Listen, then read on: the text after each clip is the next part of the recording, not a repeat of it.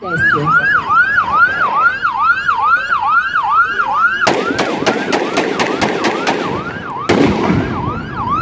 Демонстрацията наблюдава на действието на специализираното звено в следната ситуация.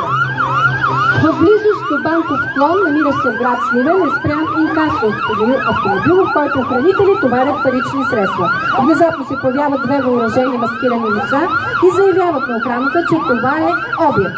Охраната прави опит да противодейства, в резултат на което се завързва престрелка, при която единият от извършителите е прострелян смъртоносно и остава да лежи на място.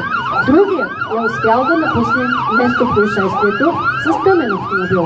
Веднага е задействана системата за действие при кризи от подобен характер, като са предприети заградителни мероприятия. Предприети са тактически действия от страна на специализираното звено за спиране и обезвреждане на извършителя.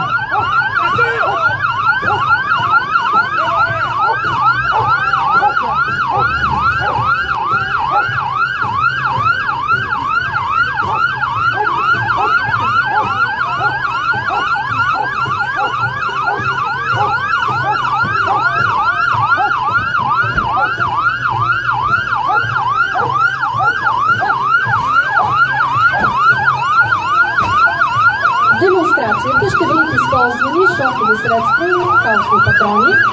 Действията на служителите, които ще наблюдавате, с демонстративен характер и не отговарят на действителните действия на звеното в реална ситуация с цел поверителност.